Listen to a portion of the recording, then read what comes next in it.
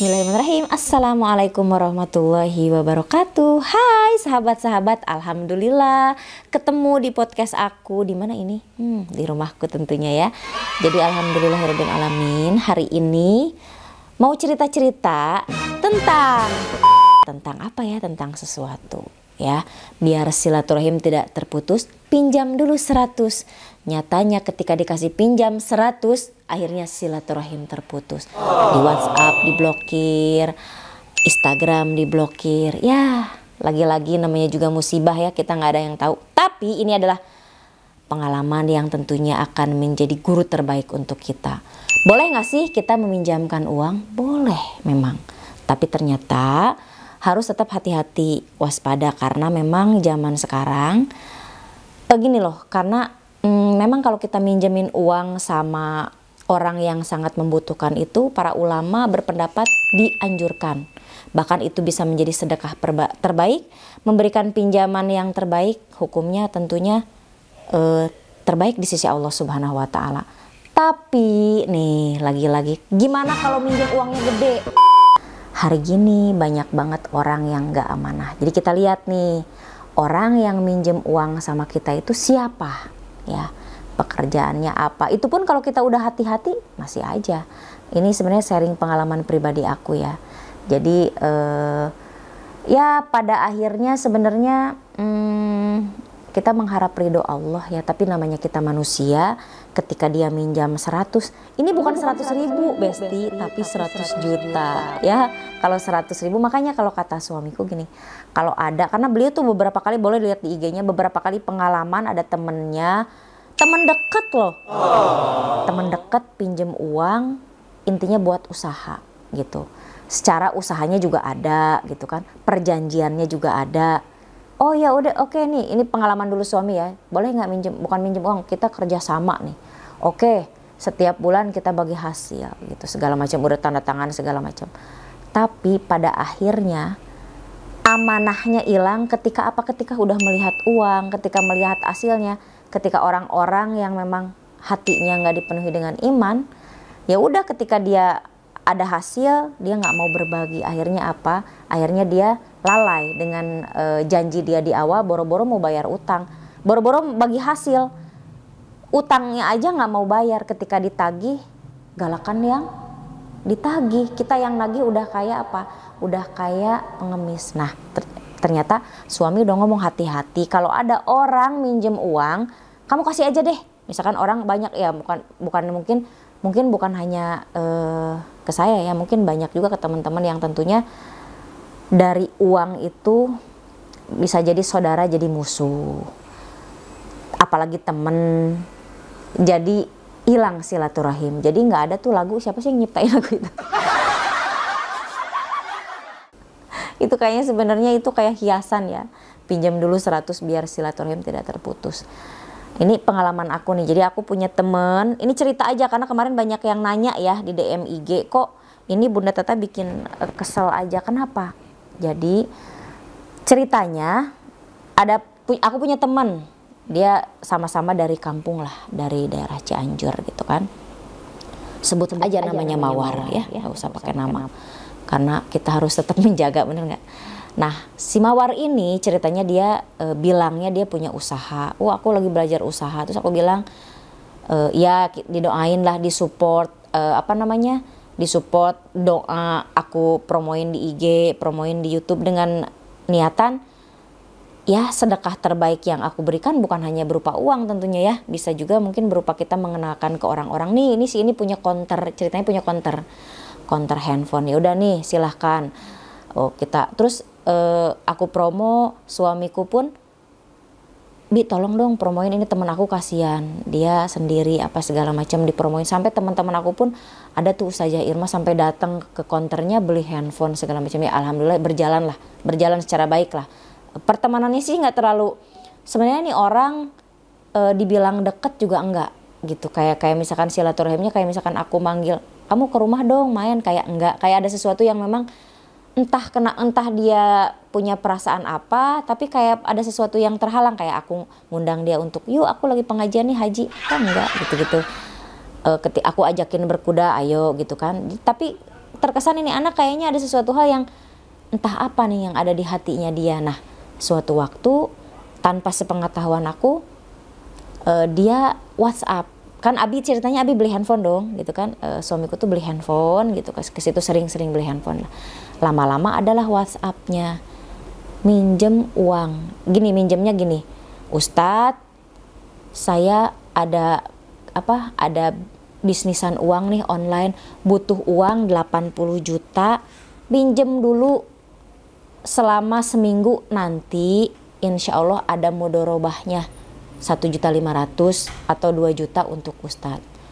Tadinya suami nggak mau ngasih, sekali dua kali. Ini yang gimana yang kok saya pertamanya gini, kenapa nih orang kok langsung ke suami gitu kan, kayak nggak ada apa ya, kayak nggak ada etika gitu. Nah terus aku tanya, kenapa gitu kan, kenapa langsung WhatsApp ke suami? Oh iya, soalnya ceritanya ke aku nggak berani, loh nggak boleh kayak gitu. Tapi aku nggak punya suuzon gimana ya udah. Terus gimana Bi, ya gimana ini orang amanah gak gitu ya. Kalau masalah amanah aku nggak tahu, karena memang dulu basically dia itu dulu pernah tinggal di Cianjur itu, dia aku kenalin sama polisi loh. Ini aku kenalin namanya ada Pak CB, temen lah kenal. Tiba-tiba ketika dikenalin dia pinjam uang dulu tahun berapa, 10 juta. Dari situ itu ngilang si anak ini.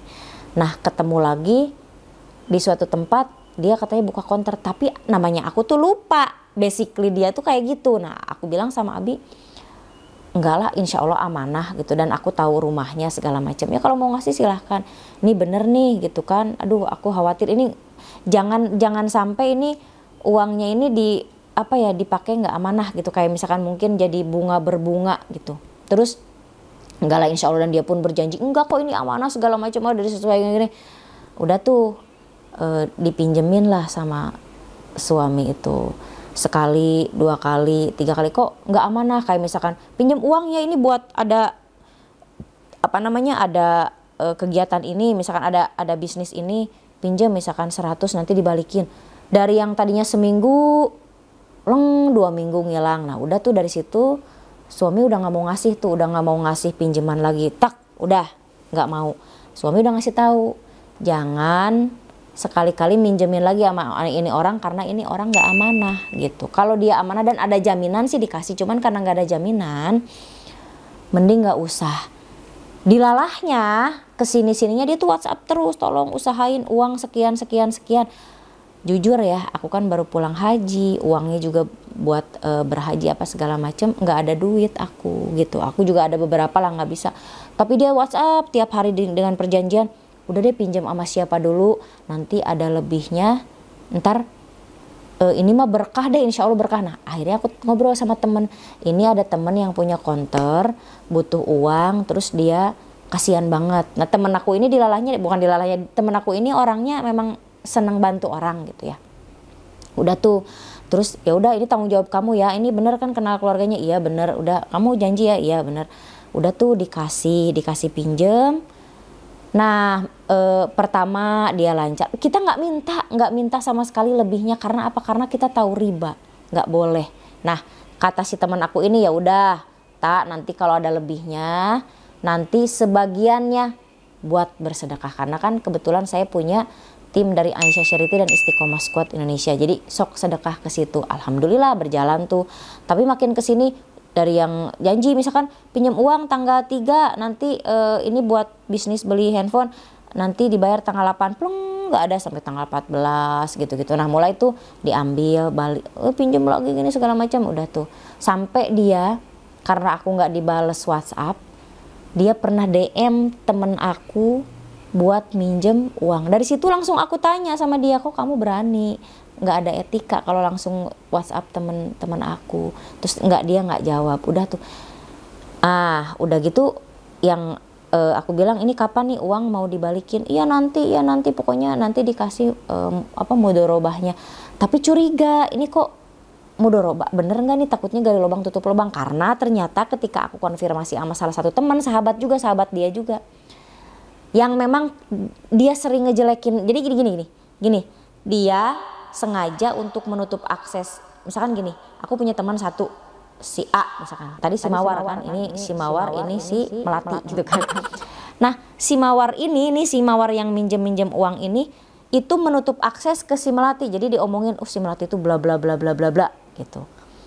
Padahal si Melati pun cerita, si Mawar tuh bla bla. Tapi karena aku ngerasa gini, satu, kita udah hijrah, mulut kita harus dijaga. Setiap manusia itu punya salah, setiap manusia itu punya masa lalu, tapi jangan dilihat masa lalunya, tapi justru lihat masa sekarangnya. Nah, ketika si Melati ini ngomongin si Mawar ngomong si Melati, aku tuh di tengah.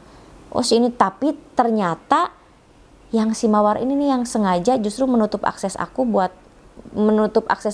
sama si Melati ini biar nggak ngobrol gitu. Supaya apa? Supaya mungkin tertutup bahwa dia itu sebenarnya pinjam juga sama si temen yang ini, yang si Melati ini gitu. Nah, udah tuh pas kemarin kita tuh sangat menjaga, pas aku ketemu sama si Melati itu berusaha untuk nggak ngomongin si ini ya, karena udahlah, kalau tahu lah dosanya kita kalau gibahin temen kita, saudara kita, sama aja kalau kita makan bangke saudara kita. Aduh, ya Allah, mudah-mudahan Allah menutup segala dosa-dosa kita, menghapus lah segala macam ya. Nah, tapi ngomong si ini, ya sama aku juga begini loh, sama ini juga begini. Waduh, berarti dia minjem sama ini nutup ke sini, minjem sama ini nutup ke sini, sampai emang bener-bener dia kayak maksa, setengah maksa segala macam. Nah, pada akhirnya aku bilang tolong dikembalikan uangnya karena memang itu uang bukan punya aku. Nah, pertama udah jarang balas WhatsApp. Ya sesibuk apapun maksudnya sesibuk apapun kita, kan kalau dipikir mah bukannya kita ngeiniin orang ya, merendahin orang gitu. Aku sama dia bisa dibilang sibuknya aku luar biasa ya, pagi siang sore, tapi masih punya etika buat balas WhatsApp orang siapapun itu. Bolehlah Isma atau Lia, pernah nggak Umi nggak balas gitu berhari-hari atau berjam-jam, pernah nggak? Nah, karena kalau kita ingin diperlakukan baik oleh orang lain, perlakukan orang lain secara baik. Aku nggak pernah, siapapun itu mau DM, kalau emang kebuka dibales. Ya sih dibales semungkin apa gitu kan, mungkin ada kebutuhan apa atau apa segala macam. Nah, ini sama sekali nggak dibales. Nah, berhari saya datang ke counternya, niat baik, pengen ngomong baik-baik gitu loh. Ini kapan diselesaikannya, karena ini uang orang, karena tanggung jawab, dan orangnya pun lagi sakit. Dia janjiin handphone, iPhone ya kalau nggak salah ya. Iya. iPhone. Oh iya, kalau yang mau tahu nominal pinjamannya berapa? 100 juta kurang 15 juta, berapa tuh? Hitung ya. Jadi mungkin kalau orang berpikir, wah uang kecil ya, lumayan juga ya. Karena kalau aku ngerasa kita nih pekerja keras ya, mencari uang 1 juta aja berat banget ya gitu. Apalagi ini sekian, dan aku pun harus tanggung jawab ke teman aku itu. Ya kita komitmen dong, namanya minjem. Tapi berarti intinya aku perantara lah ya gitu. Nah, udah tuh sekali dateng dianya ngilang, nggak ada, tapi masih ada. Akhirnya datang ke counternya itu dikasih berupa barang. Jadi ceritanya barangnya itu berupa ada iPhone cuman 2, karena yang lainnya tuh nggak ada barang. iPhone sama G Fold. Nah, iPhone-nya aku bawa karena kalau aku bilang gini, karena emang niat baik, karena dia temen, aku nggak ngerasa gue ambil deh barang, nggak. Ini iPhone aku bawa karena kebetulan ada temen yang mau, biar dia dibantu jualan. Nah, tapi kalau G Fold nitip dulu karena aku nggak bisa juga jual semuanya, kan aku bukan counter. Ya udah, akhirnya pulang tuh ke rumah, terus dia akhirnya nggak mau ketemu. Nah, besoknya dia transfer gitu, nyicil lah. Ya udah nggak apa-apa. Besoknya lagi, gimana ini? Yuk kita ketemu. Saya temuin, janjian, ditungguin nggak datang. Tunggu janjiannya di junction, nggak datang. Nanti ya malam di transfer, ada 10 tapi harus cash, harus transfer tunai. Oke, aku coba untuk yaudah, oke tunggu. Ternyata sampai besoknya nggak ada kabar sama sekali. Wajar dong dengan uang yang nominal besar, dengan dia nggak ada kabar. Wajar nggak sih kalau panik? Wajar nggak? Coba. Wajar ya, karena memang nggak ya. Satu sih sebenarnya komunikasi yang baik. Kalaupun memang awalnya kita baik, awalnya minjemnya secara baik, ya selesaikan dengan cara baik. Toh dicicil juga nggak apa-apa gitu. Aku pun bantu ke teman aku buat ya udah bayarin sampai, karena apa? Satu yang aku pegang, manusia itu yang dipercaya itu apa? Apa coba yang dipercaya dari seorang manusia itu? ucapan mulut. Jangan sampai ketika janji A ternyata jadi C atau D, itu kita nggak akan ada kepercayaan lagi dari siapapun itu gitu. Nah itu yang aku jaga, akhirnya aku kejar. Jadi kenapa aku kejar si orang ini? Karena aku amanah kepercayaan dari salah satu orang ini. Karena apa? Orang baik, sahabat baik. Jangan sampai kita kehilangan sahabat yang benar-benar sahabat gara-gara orang yang cuman memanfaatin kita. Niat kita kan udah baik ya, kita udah niat bantu orang, tapi ternyata nggak semua niat baik itu diterima dengan baik oleh orang yang tentunya memang amanahnya kurang ya. Lagi-lagi balik lagi ke diri sendiri, ini anggap aja sebagai musibah supaya bisa jadi pelajaran hidup. Dan lucunya gini ya, lucu banget ini, lucu banget. Kenapa? Jadi kita sebagai yang punya uang itu kayak banget kita jadi penjahat pas nagih gitu ya, kayak lucu banget gitu. Jadi terus nih orang ceritanya beberapa kali kita datang ke konternya, dia nggak mau nemuin, nggak tahu entah alasan apa itu gitu ya. Intinya mah dia mungkin malu atau mungkin dia nggak berani karena emang dia merasa salah, kan banyak hal lah ya. Nah ada penengah ceritanya, pihak security, baik banget pas securitynya, dia jadi penengah. Gimana nih Bu? Nah aku cerita kronologis segala macem lah, nih Pak begini. Oh iya ini salah, berarti emang dia harusnya gini. Nah udah, ternyata pas dia ngomong ke si bapak security ini beda gitu. Dia bilang saya di apa ini kerjasama kok gitu. Terus padahal udah ada jelas bukti bahwa dia WhatsApp kita tiap hari, WhatsApp juga Abi, WhatsApp teman saya itu yang namanya si Melati itu, WhatsApp minjem uang. Malah dia berkelit bahwa ini mereka yang nawarin uang untuk kerjasama. Enggak sama sekali. Jadi akhirnya karena dia mungkin menjaga gengsinya dia segala macam, jadi akhirnya kita debatnya di situ. Enggak kok, enggak kayak gitu. Nah capek nggak sih? Capek memang. Akhirnya diomelin kan sama si Abi. Makanya udah sekarang mah udah kapok, udah banyak pengalaman. Jangan minjemin uang ya. Lagi-lagi ya namanya kita mah niatnya baik ya, tapi tentunya belum tentu diterima dengan baik oleh orang yang tentunya memang nggak amanah.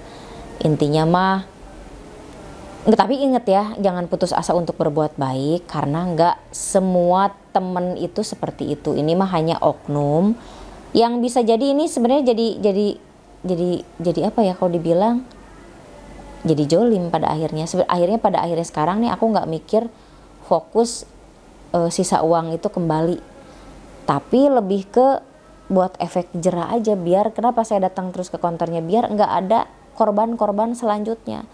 Dan temen pun yang sahabat itu yang satu, dia juga ngomong, ini orang intinya kenapa nggak mau ketemu ya, berarti dia niatnya juga satu udah nggak baik ya. Mungkin dia nggak berani, tapi lagi-lagi balik lagi lah, itu terserah haknya dia. Nah sekarang saya fokus ya udah, ini jadi pada akhirnya ya jadi pelajaran berharga dalam milih teman. Karena kalau saya itu pribadi kenal orang sekali udah ya gitu, udah kayak saudara. Nah itu sebenarnya bagus juga sih, cuman tetap hati-hati ketika ada orang yang tiba-tiba apalagi baru kenal udah ujung-ujungnya duit. Nah itu udah ada sesuatu hal yang tentunya pasti dia niat untuk memanfaatkan, pasti dong memanfaatkan. Apalagi ini, nah ini lucunya lagi, ini orang karena mungkin malu, saya kesana bawa teman-teman, alhamdulillah dibantu sama teman-teman, securitynya baik segala macam. Dia bayar utang, sisa utang dengan barang-barang yang ada di konternya dia, barang-barang lama yang nggak sesuai dengan nominal itu. Nah saya bilang, kalau emang kamu nggak mampu buat bayar, ayo ketemu, ngomong baik-baik, diikhlasin deh, ya kan. Sisanya ya udah, kalau emang kamu nggak mampu. Tapi ini dengan kesombongannya, gitu segala macam lah cara dia ngomong. Makanya ngapain datang ke sini, gitu kan?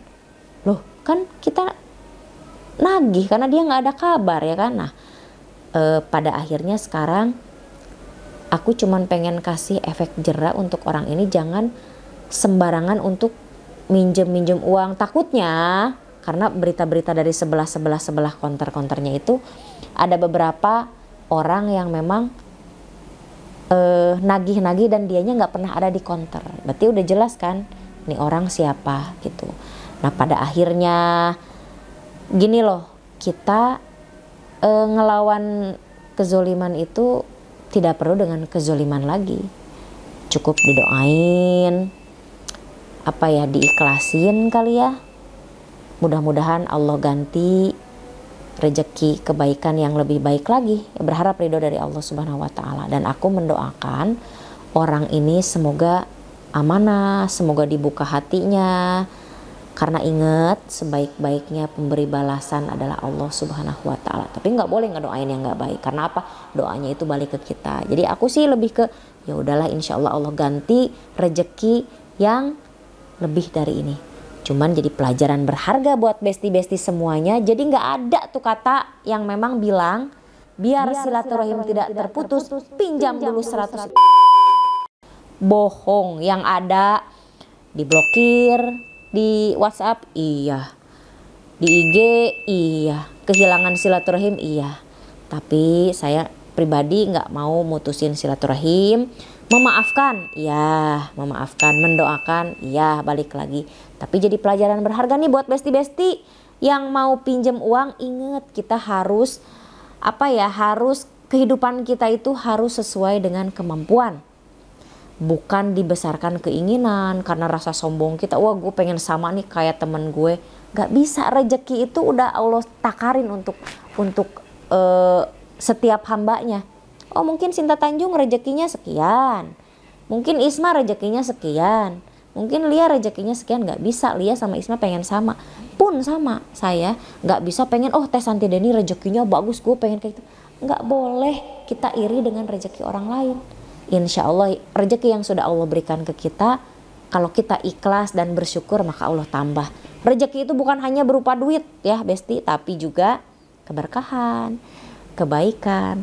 Nah sekarang saatnya aku buat move on dari ya hal-hal kerugian kemarin. Beberapa hari ini ya sempat juga sih kecewa gitu kan. Waduh, ini lucu banget nih orang gitu kan, udah kita bantu malah dia muter balikan fakta. Tapi balik lagi, kita nggak bisa membuat orang itu sesuai dengan apa yang kita mau. Tapi minimal kita bisa membuat diri kita supaya menjadi baik kepada semua orang.